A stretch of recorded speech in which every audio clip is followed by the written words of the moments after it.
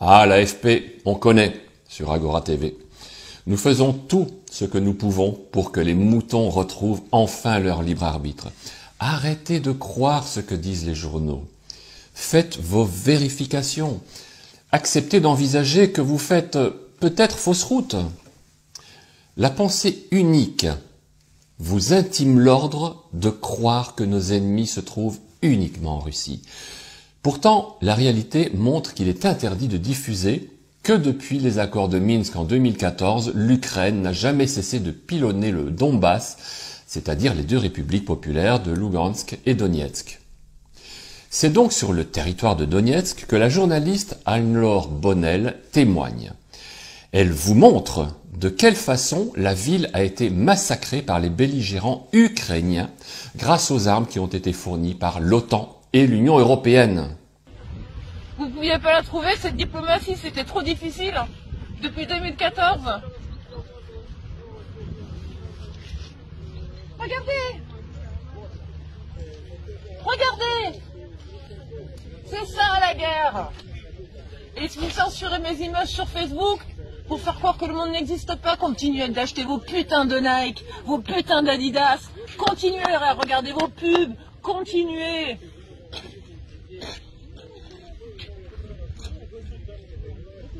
Un jour, vous allez comprendre. Mais ça sera trop tard. C'est bon, c'est bon, c'est bon. C'est bon, c'est bon, laissez-les là. C'est bon, c'est bon. Mais je veux qu'ils comprennent. Je veux qu'ils comprennent bien.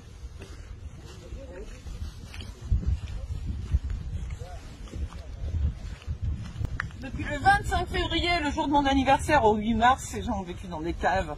On leur a donné juste ce qu'on avait dans la main. Et je vois des tweets immondes sur Internet où vous ne croyez pas aux victimes. En 2015, ça a commencé là-bas, il y a eu des exactions partout, j'ai jamais dit le contraire. Et vous vous battez, vous petits reporters de merde, à essayer de trouver les erreurs dans mes films. Mais vous êtes une honte pour l'humanité. Viens voir tous ces putains de mecs qui croient faire leur boulot en cherchant « Ah, vous avez dit charnier dans votre film ?» Mais je vous ai précisé qu'il n'y avait que 3 morts. Eh bien, regardez, on va les compter les douilles. C'est quoi qu'il vous faut comme preuve maintenant? France Info, Libération. Regarde, mais montre-leur, Yann. Oui. Montre-leur que je saute devant la caméra le jour où je serai morte, c'est là où vous allez commencer à m'aimer. Ah ben finalement, ne disait pas que des conneries, c'est comme ça que ça va se passer. Parce que vous êtes comme ça. Faut que les gens crèvent pour qu'on croie à leur travail en France. Est-ce que madame de France Info qui m'a appelé, vous voulez que je les compte maintenant les trucs là pour dire qu'il y a eu la guerre? Ou j'ai le droit de dire que c'est un carnage? J'ai tout filmé hier. J'ai tout filmé hier. Alors on va les compter. 1, 2, 3, 4, 5, 6, 7, 8, 9, 10. Il y en a peut-être 300. Et vous allez me reprocher de dire qu'il y en a 310? Sortez de votre desk. Ça te fait quoi, Yann, de voir tout ça?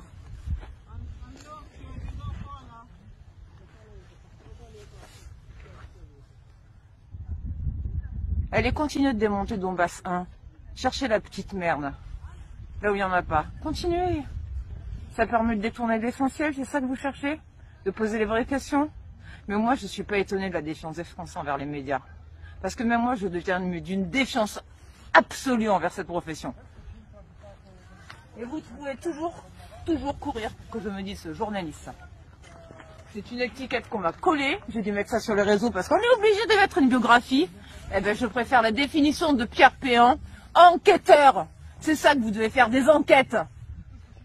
Et pas du scoop, comme Libération m'a demandé. J'ai photographié quand tu m'as écrit. Oh, c'est pas du scoop quand Poroshenko tire sur sa population. Vous voulez du scoop? Ben là, vous en avez du scoop. Scoop.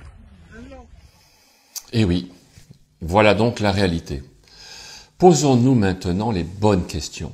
Les Ukrainiens ont-ils besoin de notre aide? Bien sûr, oui. Mais les civils, les innocents, les enfants, sur ce point, il faut continuer, bien sûr. Mais il est urgent d'arrêter de faire un amalgame entre les civils innocents et les nouveaux nazis, et ce régime totalitaire qui méprise son propre peuple et le peuple du Donbass accablé par les bombes ukrainiennes depuis plus de 8 ans. Et que faisons-nous? Nous envoyons des armes au président Zelensky pour continuer à pilonner le Donbass. L'autre question que nous devons absolument nous poser, que fait Vladimir Poutine? Il l'a déjà dit, il veut démilitariser l'Ukraine, neutraliser les nazis et protéger les civils. Tout l'Occident devrait l'épauler pour que le calme revienne sur le territoire de l'Ukraine. Macron, s'il était un vrai président, aurait aidé Poutine à rétablir l'ordre en Ukraine, un pays devenu une véritable poudrière. Il faut également empêcher le président Zelensky dans ses exactions répétitives contre son peuple et contre le Donbass. France Télévisions a refusé mon projet. Personne n'a voulu le diffuser. Amnesty International a effacé de ses fichiers après l'avoir sélectionné. Pendant un mois, j'ai eu la presse. Après, plus personne m'a posé de questions. Personne n'a voulu que ce film soit diffusé. Je l'ai proposé à France Télévisions, je l'ai proposé à Arte, j'ai les traces, j'ai les emails de tous ces gens à qui j'ai envoyé ma proposition de film. Idem, avant de venir ici, j'ai encore une fois téléphoné à des gens proches d'M6, etc., etc. Personne ne m'a répondu. Personne. Voilà. Donc pour ceux qui se disent « Ouais, elle est proche des Russes », je suis pas proche des Russes. C'est les seuls qui ont diffusé mon film au bout de je sais pas combien de temps. Les seuls.